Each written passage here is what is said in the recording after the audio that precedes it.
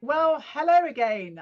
You are listening to the Rejuveron Age Better, Live Longer Symposium.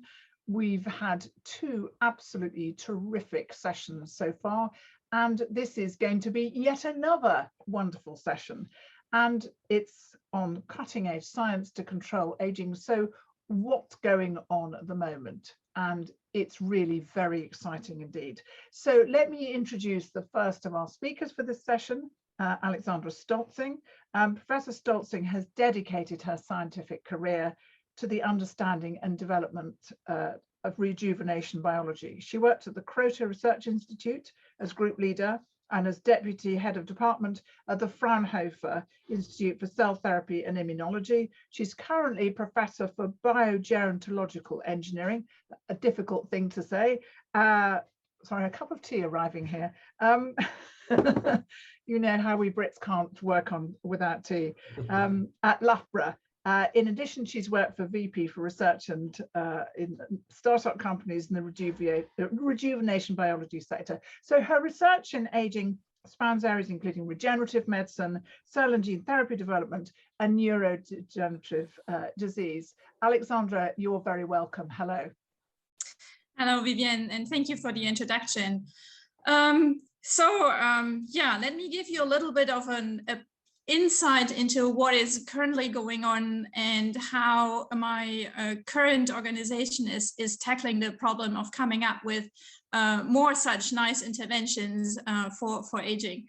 So the SENS Research Foundation is really focusing on one particular kind of approach to come up with new interventions, and that is that we are focusing on the damage approach.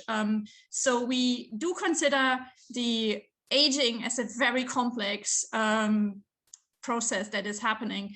So earlier in the session, Suraj was kind of like alluding at that unified theory of aging. And because we really don't have that yet, we think it is way safer not to intervene in the metabolism of aging, but to look at the damage, because the damage is a more defined thing that we know it is bad, and that removing it is pretty safe. I say that with a lot of hesitation because we're still learning a lot in that space and we really don't know enough yet. So that is also kind of the problem in the field. Saying cutting edge science needs to be kind of exciting. And that is a little bit to what Björn said earlier, where would you spend your next kind of 10 billion money?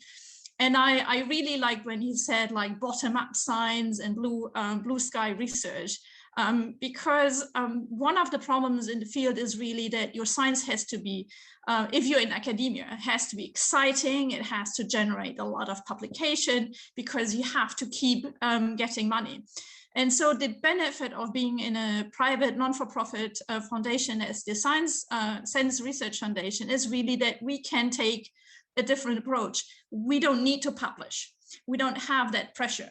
We have time to really focus on the very difficult areas that no one else wants to do, either because it's not sexy or because it's not leading to publication. And so let me give you one example of where I think we have kind of followed this path a little bit, and where we are now kind of on the brink of being able to take it to kind of intervention level.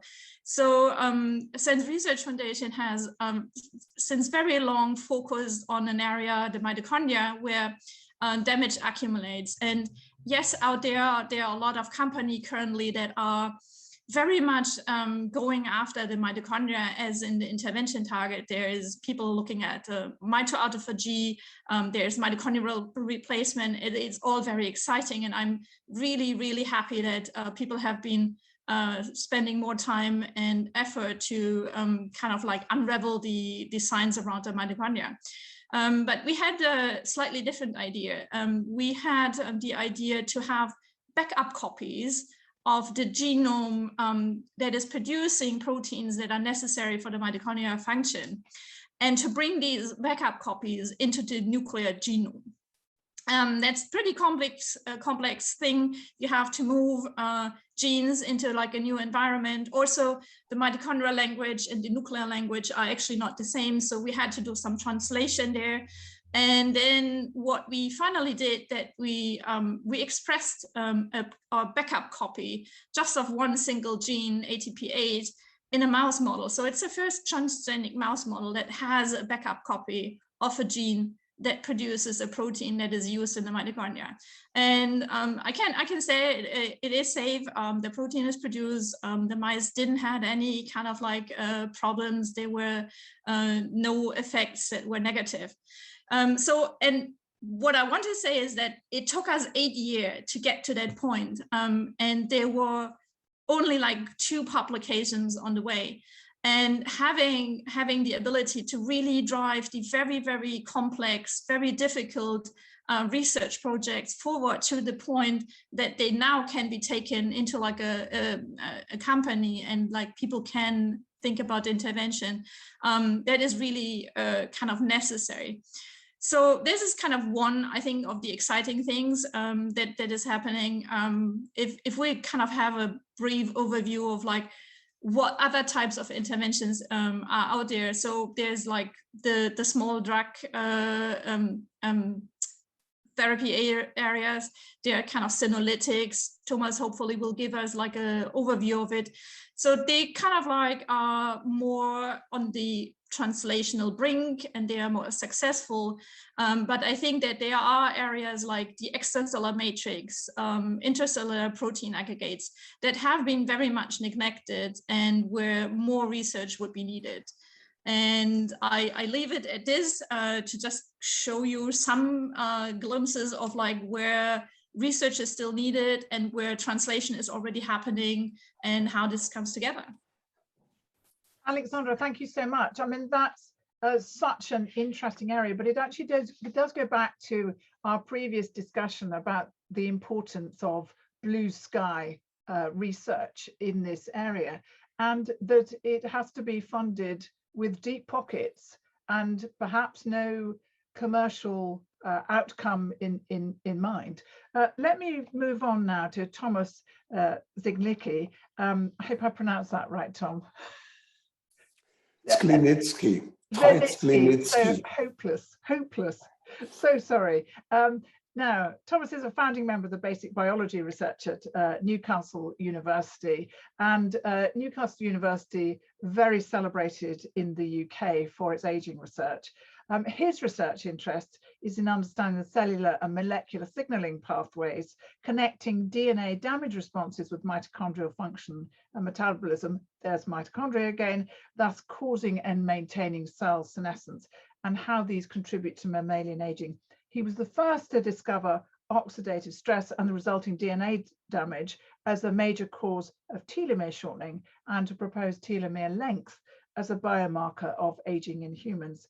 And he's the recipient of the Lord Cohen of Birkenhead Medal for services to gerontology. Thomas. Thank you for the nice introduction. Hello, everybody. As we are talking about cutting edge science in aging, I would like to talk about a pretty simple and old concept.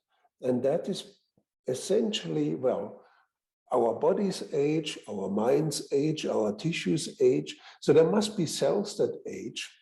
And the whole idea of what I'm going to talk about now is those aged cells, they can be regarded as targets for intervention.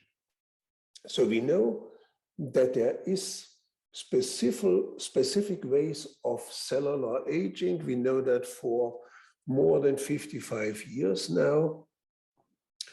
And we know that those cells, they cannot proliferate, they have a changed metabolism, they contribute to chronic inflammation because they release very many complex mixture of bioactive molecules, including prominently pro-inflammatory factors. They suppress tissue regeneration, meaning together, in fact, that those cells actually are one cause of aging at the organism level. And that's been made worse by the fact that these cells, I said they cannot proliferate, but they are in fact infectious. That means senescent cells can generate senescence in other cells in the tissue by those secreted factors. So they are like rotten apples in a basket. They spread senescence and they make the whole basket not really nice to look at or to smell at, and make it dysfunctional. So they are driving aging. And we know that now for about 10 years, because 10 years ago, first people like Jim Kirkland at Mayo and Judith Campisi at Buck came up with techniques that allowed to pretty specifically kill such senescent cells. I still remember that we discussed that in 2007, 2008, and I thought this is a crazy idea. First, you don't have good markers to target them. Second, if you kill senescent cells, things will probably be worse than they were before, because those cells are still there. So biology has made them to be there around. And I was completely wrong on both counts. So turned out that if you can kill senescent cells in the body, in an old mouse for sure, then you can postpone and in some cases even revert pretty much every age-associated disease or disability people have looked at. And that's quite a wide range that includes cardiovascular phenotypes, that includes cognitive decline, that includes diabetes, that includes osteoporosis, that includes frailty. It's pretty much the whole list.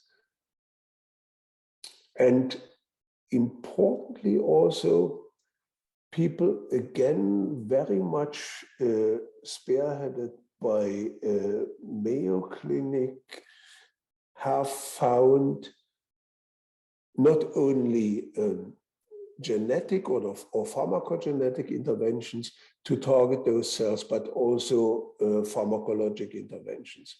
So there's now a number of drugs that can more or less specifically kill senescent cells in mice. Some of them, 2, 3 of them, are being tested now in small phase 1, phase 2 trials in humans. Very little data is out on that, but there will be they will be coming over the next very, very few years. So there is a very significant hope that we can target a wide range of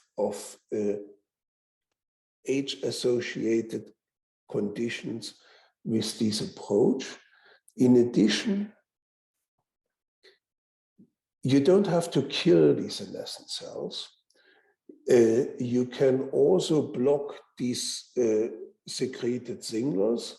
You can try to block the phenotype, at least partially, because as those cells typically have damaged DNA, you don't want to revert them into proliferation, but you can block the signals. And interestingly, we have heard a lot about metformin, for instance. Metformin is pretty good at blocking those signals. Other interventions that are similarly good is caloric restriction. it's still much easier to take a metformin pill than to live all the time with hunger.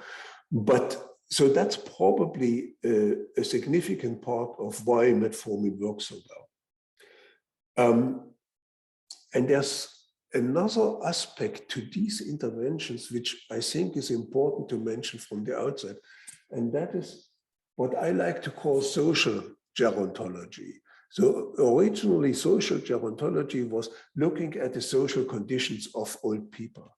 What I mean with social gerontology is bringing interventions to those people who need it most, bringing interventions to those people that age faster than their potential is. That is, people who suffer from diseases that have long-term consequences. If you have received cancer treatment, your chances that you will be frail with 30 or 40 are a couple of times higher. Your chances that you die earlier are between 2 and 8 times higher. Similar, if you have had COVID, long COVID is a serious issue, and this is, after all what we know, seems to be a disease of accelerated aging. Being poor contributes to much faster aging than people should be. And for those interventions, it appears, or for those people, it appears that interventions like suppressing senescence might actually have much more potential than it would have for someone who already lives the most healthy life and can afford it. And I think that's what I wanted to say as an introduction. Thank you. Thomas, that was absolutely fascinating. And it's very interesting, doesn't it? Because it points to the need to stratify, and that we've got ourselves into a bit of a cul-de-sac in aging, in that the people who least need it are the ones taking it, or who are doing best on it. Yes. Yes. Yeah. And actually that works against the whole field, because the effect size is going to be far smaller probably than if you had tried it in, you know, by stratifying those who are going to most need it. Very interesting. Tristan Heintz, let's hear from you now. So Dr. Heintz is head of research at Rejuveron Vascular Therapeutics, working on restoration of the blood-brain barrier that deteriorates with aging. His background encompasses adult stem cell biology, neurodegenerative diseases, and sensory neuroscience. Tristan, why this approach? Thank you very much, Vivian. Thank you for the introduction. So I'm going to discuss with you a bit this novel strategy that we're deploying at Rejuveron Vascular Therapeutics to treat and prevent neurodegenerative disease. So as you all know, the problem is that there are millions of people with age-related neurodegenerative disease, and there is still no good treatment to help those patients. So the current solutions are failing, mostly because they are targeting really late-stage symptoms or processes of these each individual diseases. A classical example, for example, is the accumulation of amyloid beta that we see in Alzheimer's disease. And so treatments are targeting a reduction in amyloid. It works pretty well, but it's in terms of reducing amyloid beta in the brain of those patients, but it does not really help them to regain cognitive function. So the approach that we took at Rejuveron was to really take a step back and to look at the earliest common denominator between these diseases. It turns out that they all share a disruption of the brain vasculature, and this disruption happens very early on, so really even before the onset of the classical symptoms of the disease.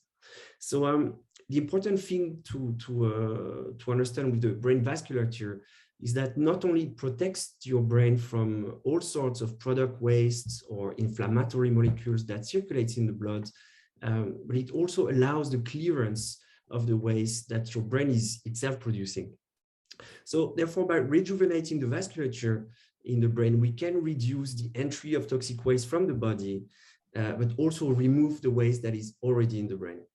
So obviously this has the potential to reduce neuroinflammation, which is one of also the main common feature across neurodegenerative disease, but it also allows them to restore a healthy environment in the brain. And that's then to give room to neurons to function properly. So really the approach that we're deploying at Rejuveron is Rejuveron Vascular Therapeutics is very simple. I think it's pretty elegant, and that allows to treat all sorts of neurodegenerative disease. We don't need to focus on one specific one. We can just treat pretty much all of them by looking at the common underlying biological disruption across those diseases. But also because then we're going to be able to protect the brain from this low-grade inflammation that accumulates with age. And that's obviously is very much related also to the senescent cells that were discussed before. Rejuvenating the brain vasculature has the potential to be expanded to the general population to prevent aging really and prevent the aging of the brain function. Thank you. Oops. Thank you very much. Alexandra, I wonder if you'd like to comment on what Thomas and Tristan have said, because you've got a very good broad overview, but you've each presented a quite different approach to aging research. Yeah, there is no one single approach. We had this discussion about the polypill.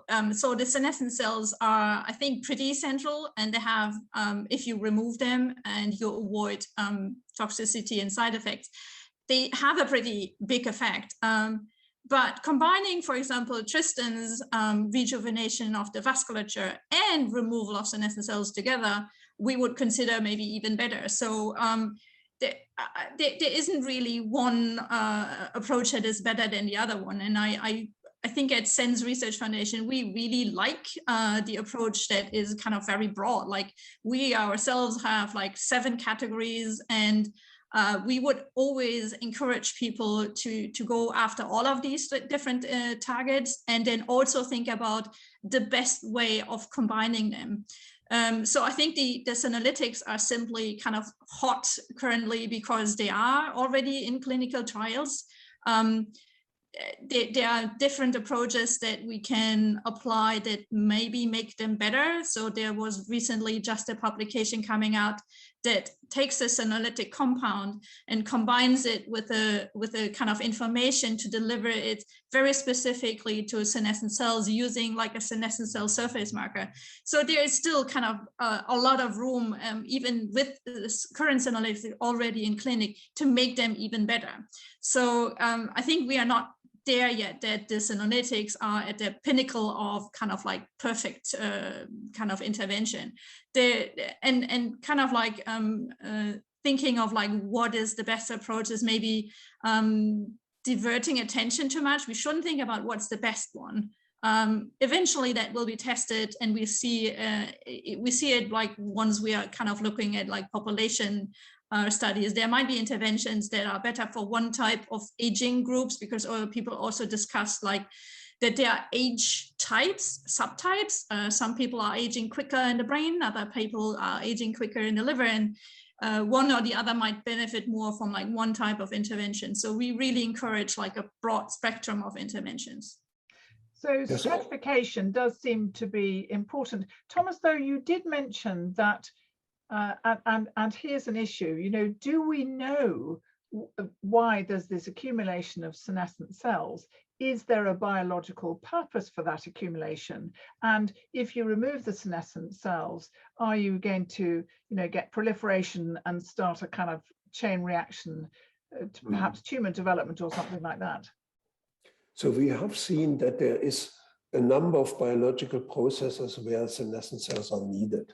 That's both in embryonic development, where some tissues need to be retracted at some stages. It's also in things like wound healing, fibrosis, where senescent cells are necessary. And there's a lot of discussion now going on, are these different senescent cells, Or are they just at a different place at a different time? And there's still a lot we don't know about it. Clear is a young body doesn't have really big problems to get rid of them for some while, because the immune system recognizes them, can kill them. However, as you age, two things happen. One is you get very, very slowly, some of these cells accumulate. And in some cases, not so slowly. If you have an external stress, then they can accumulate massively, like in a radiation or chemotherapy or something like that. HIV therapy, all those things. No? And once you have that, then these infectious behavior becomes more important. So more cells make even more cells, and the immune system becomes overwhelmed. And at the same time, while you age, immune system senesces itself, so its efficiency becomes lower. So it's a bit like in prion diseases, where you have prions, trying to convert proteins to go over to the dark side and refold and become bad prions. If I may, one word about what we just discussed before about the differences between different approaches. One thing that has always fascinated me in aging, and I'm doing that a while now, is how everything is interconnected with each other. So if we look at senescent cells, we see they are a really, really important cause for mitochondrial dysfunction in aging in tissues.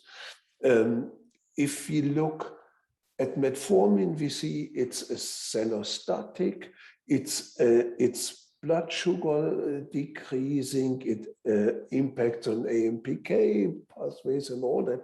So it's very hard, once you start looking, it's very hard not to see that pretty much everything is very, very tightly interconnected. Makes it so complicated, makes it fascinating. And Tristan, one of the things that seems to be connecting all of this, I mean, everything that we talk about, inflammation seems to be at the heart of things somewhere. Absolutely, Vivian. Absolutely. Yeah, it seems like all the roads lead to inflammation, really.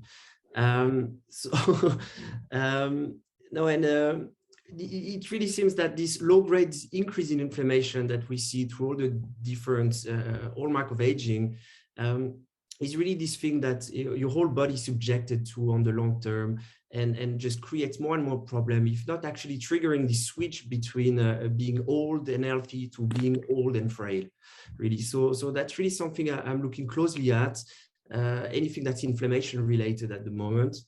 And I really hope we're going to see more assets out there tackling general inflammation in the future.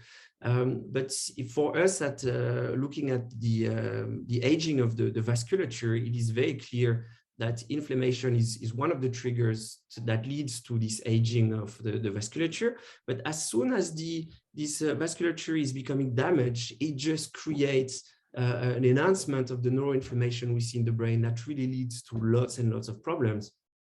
And there are really some really interesting studies that came out recently showing that removing this inflammation in the brain by itself, even in aged animals, was enough to almost restore the cognitive abilities of these aged mice compared to young mice, showing you that even if the neurons are damaged in the brain, there is so much redundancy in the circuits in the brain that they can actually function pretty well. But when you have this inflammatory fog in the brain, just nothing works very well. So really a key is to prevent the aging of the vasculature by preventing its sensitivity to inflammation, and then also obviously to remove the inflammation that's happening in the brain.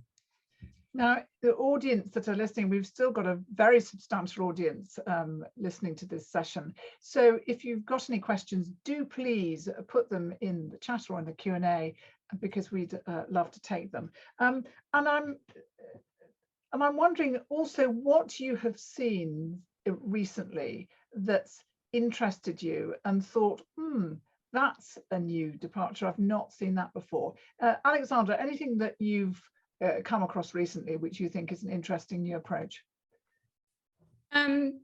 I would kind of like mention two things. So the reprogramming field has been around a while now, and people in the stem cell field have dealt with reprogramming cells into stem cells quite a bit.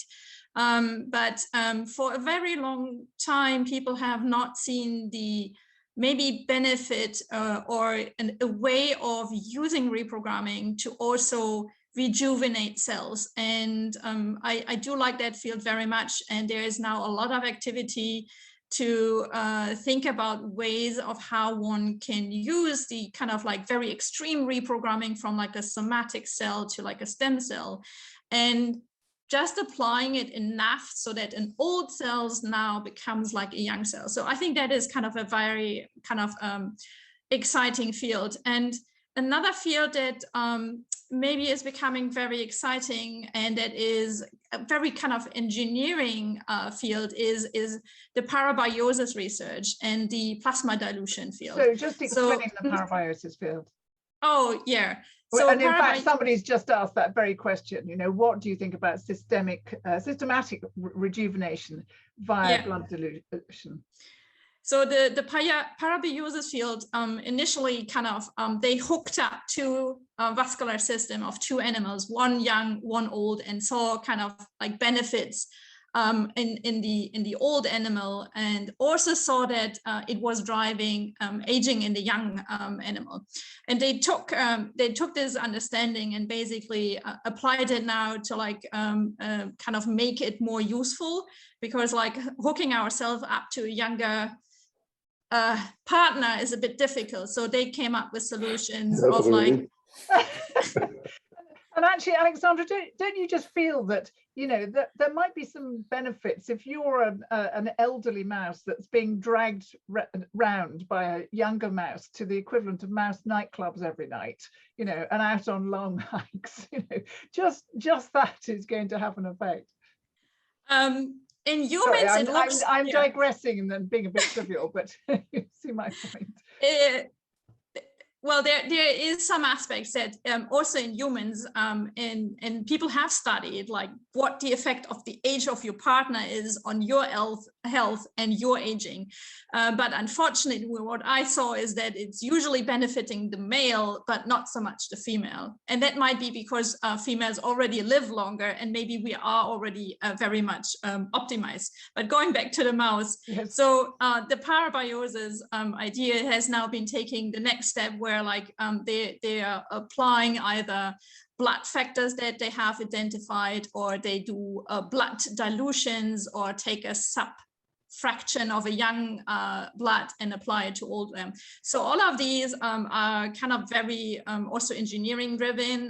Not everything is like a kind of like a protein. Sometimes you just need to dilute your blood, which seems very safe and easy. And I think that's an area that, if that could be made available broadly and safely and easily, where you don't have to like really go to the hospital, I think that's an exciting field.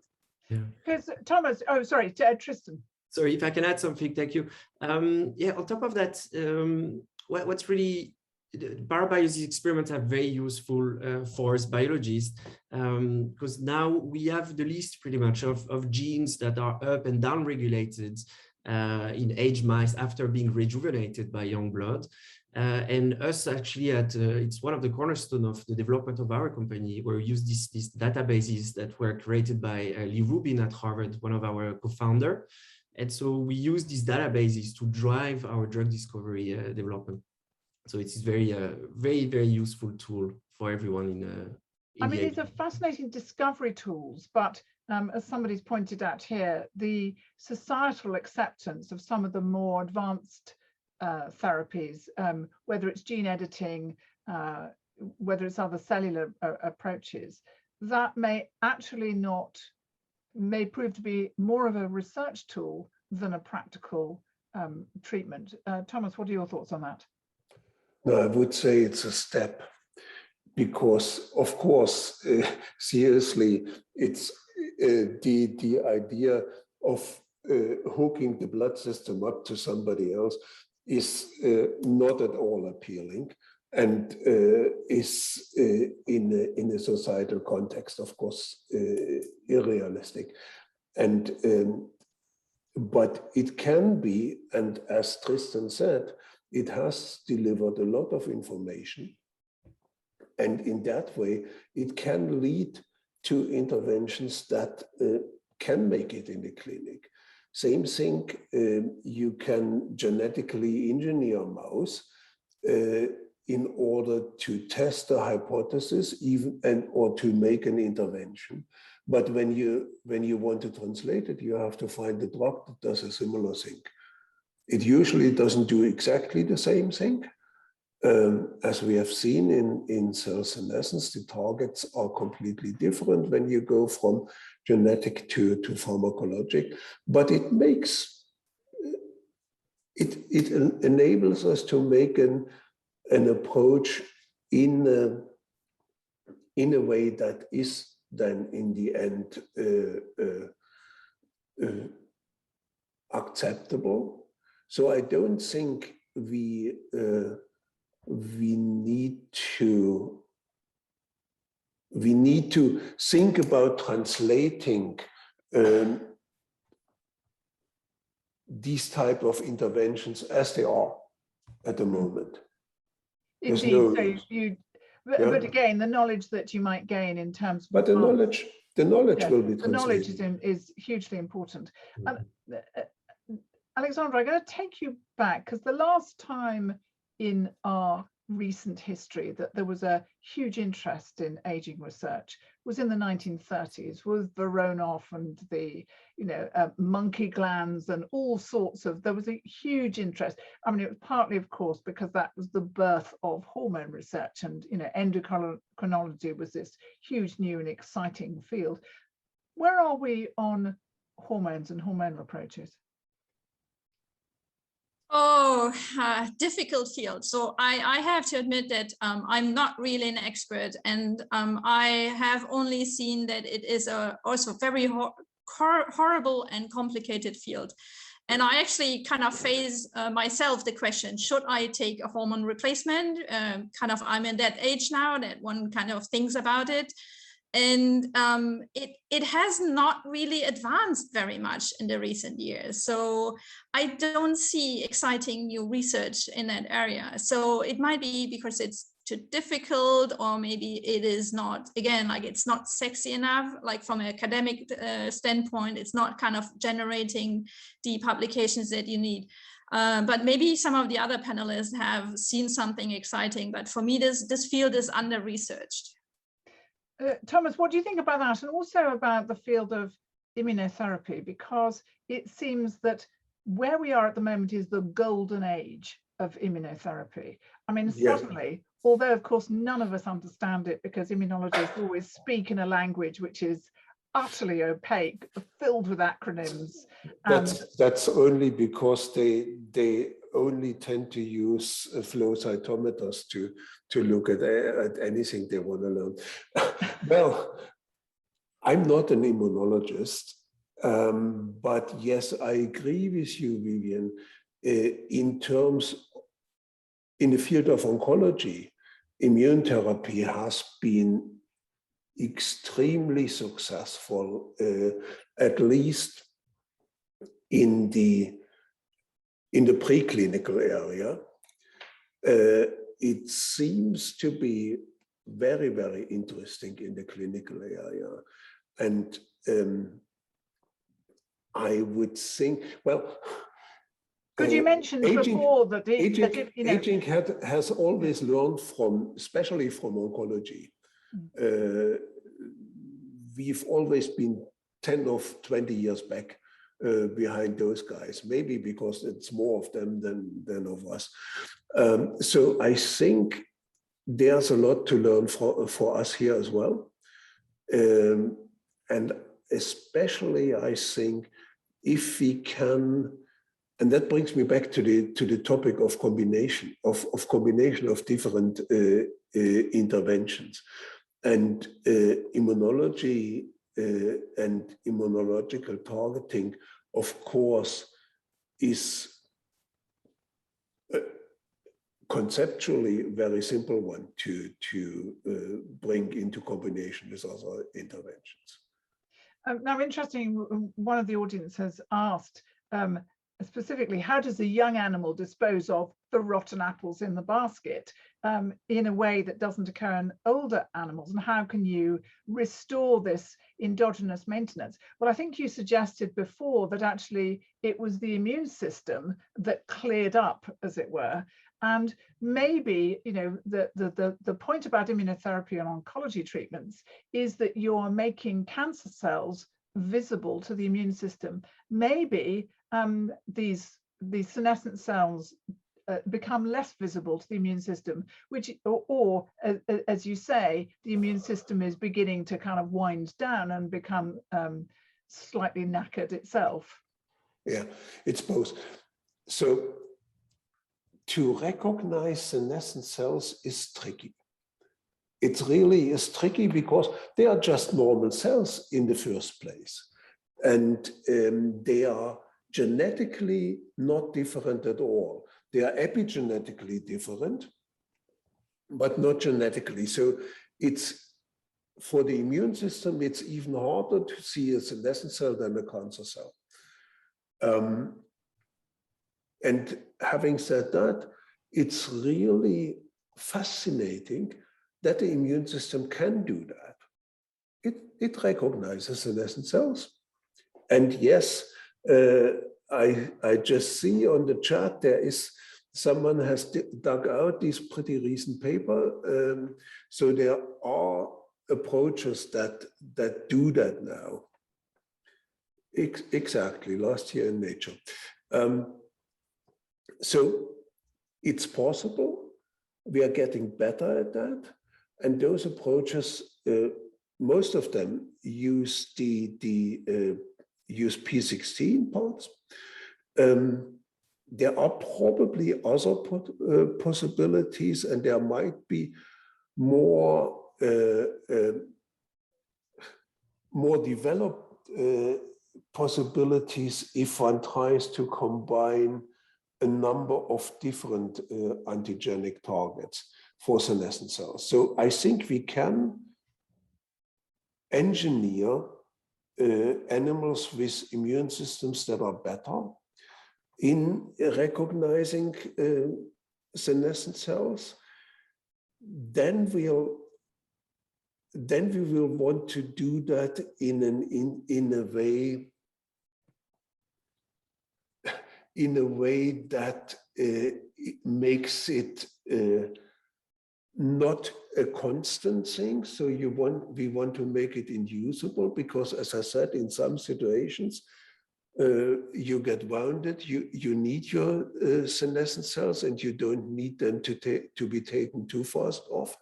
So there is a couple of really technically tricky and interesting questions. But yes, senescent cells are self, as one of the chat this is Alexandra, isn't it, saying that, yeah, you know, how are you going to look at cells which are actually self? You know, how are you going to develop a senolytic that isn't going to take out the cells which are fine? They are epigenetically different. They are genetically self, but they are epigenetically different. And also in terms of metabolism and other functions. Tristan, this is a fascinating area. Where for you is the next area that's going to be developing? Because there's a history in science, isn't there, always, that the next development comes out of left field completely, that it's an area that you may not have considered. Any speculation as to what that field might be? That's a difficult one. What I can tell you really is the type of approaches that I appreciate the most are really the simple and elegant one. What I came across recently, it's a bit biased because I'm going to talk a little bit about Endogena, one of the daughter company of Rejuveron. But it's one of the reasons why I actually joined Rejuveron, because I think this approach is absolutely amazing, and I really hope it's going to trigger more and more enthusiasm in the field to follow this type of approach. So what these guys are doing is really to stimulate the endogenous regenerative capabilities of the body, so that the body can repair itself.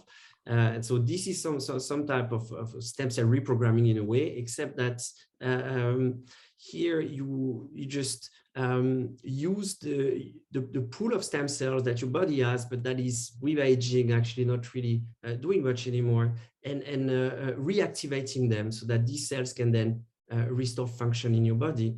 And so this type of approach I think is really interesting, because first you learn a lot about the biology of the aging process. Why are these stem cells not repairing tissues around them anymore? But then you can really intervene in a very subtle and elegant way to help the system to repair itself. And it seems to work incredibly well. So I think this is very cool. They're doing this in a specific system right now, and I'm sure they're going to expand that around, and I hope other people are going to follow this. Yeah. And it's interesting because you can trying to reset the mechanisms that are already there. I mean, we have genes that amphibians have, for instance, that allow them to regenerate limbs. I mean, it's a problem for us because we can't go and hide under a rock while we grow a new leg. But nevertheless, we have the homologous sequences. Yeah, there's a lot of work happening on axolotl, for example, and other so axolotls, in case you don't know, a salamander, a rather ugly salamander. So that can be cute. You're an axolotl fan. So no, you're right. There's a lot of work to understand what happened. Why do these species are able to regenerate themselves? But it's a bit the same in the human body as well. If you look at the central nervous system versus the peripheral nervous system, you see that nerves in your arms or in your fingers would regrow if they are cut, but the ones in your brains won't. So there's a lot of work trying to understand the differences and the common feature across these different systems to then allow us to fix them properly. But you say that, Tristan, but it wasn't, I mean, I'm probably going to get this timescale wrong, but it wasn't so long ago that we were all convinced that there were no stem cells in the brain, that there were no stem cells in many parts of the body, that somehow they were used up and that was that. And the search for stem cells has revealed more and more of them. Yeah, absolutely. That's why it's very important to keep doing this fundamental research, which is usually happening in a public setting in academia, and that's usually when we manage to open new doors, new avenues, and then allow then the industrial partners to jump on those and try to make therapies a reality. And we've got an interesting comment in the chat from Anna Lavanda. Thank you. Another example of resetting innate functionalities is Q Biologics in Canada, site-specific immunomodulators that trigger the innate immune response without any side effects. Thomas, is that work that you're aware of? Not so close that I would like to talk about it. I had a look at that. Seems fascinating, but that's pretty much all I can say. One thing I would love to say is, when you were asking about where is the next real big thing coming from, I can only echo, we don't know it. And it's most probably not what we think it will be, but I believe one interesting area is really intelligent combination of interventions. So we talk, especially in aging, we talk a lot about that it's a very complex phenotype. And we had that during this series of seminars today already, that one needs to intervene from different sides. But I think we still do not well enough the interactions, let's say, between these different aging phenotypes or aging hallmarks, or what you want to call them, and very, very few of us really try to target them in combination. I think even SENS, in the end, when you do things, you tend to pick one thing or the other, because otherwise it becomes too complicated. So Alexandra, actually, we've got one final question that I'd really like to put to you, which is about regenerative medicine. Now, I reported at the very beginning of this, I did a very famous report for the BBC about a mouse with a human ear on its back that was the Vacanti brothers. I'll tell you the full story of that over a glass of wine sometime else. But meanwhile, you know, regenerative medicine has been allowed for a very long time, and there's still no off-the-shelf engineered kidneys in Walmart, although there is tissue engineered esophagus, or sorry, not esophagus. Yes, I think so. But what's the most promising strategy? Cell therapy in potentially slowing down aging and replenishing the exhausting reservoir of functional cells. What's closest to commercial success, Alexandra? It's a difficult thing. So as you alluded, like cell therapy or tissue engineering has been around for a while, and we have gone through phases of like hype and then despair because they didn't bring like the benefit they were promising. I think we're still not understanding enough how stem cells are engrafting. I think that is, for the cell therapy field at least, like one problem is keeping enough of them in your body. We do see a lot of like short-term kind of like regeneration and improvements happening, but it's never long-term. And for aging, we definitely need something that is like effective long-term. And that's, I think, why currently a lot of the approaches, I think just last week I saw a report that the phase 2 clinical trial of MSCs in sarcopenia failed to have like a big impact, kind of a significant effect. And that's because we don't have yet a cell therapy that really stays within your body and stays active, because it also has to overcome like all the inhibitory factors that are still in our body. So you don't even have to like kind of only repair like an organ in a young environment. You have to repair it with all the inhibitor factors that your body still has. And that is even more challenging than kind of like doing a regeneration in a young environment. And the other thing I think that is inhibiting the field is cost. Everything around cell therapy or tissue engineering is super expensive, and that is just slowing the process, because every trial, every kind of like experiment that you're doing is more cost intensive than testing a drug, and even testing a drug is very expensive. So we need here, I think, developments coming from other fields that help us being successful. Thank you so much, Alexandra. It's been a fascinating and very wide-ranging discussion here. I mean, you can see that the many different approaches that are being tried. And actually, it's very important to say that even if something fails, it contributes, as Thomas has said, knowledge. And what this whole area is dependent on is this foundation of knowledge, and we need to suck as much of that knowledge up as we can. So thank you very much to our three panelists. We really appreciate having you here, and thank you for making that such a thoughtful and thought-provoking session. So we're going to say goodbye for a second or two. We're going to come back on the hour, and we're going to come back with a sensational duo, if I may say so. Alison Duetman, President of the Foresight Institute, and Christian Angermeyer, a man you may have heard of. So thank you so much. Back in 5.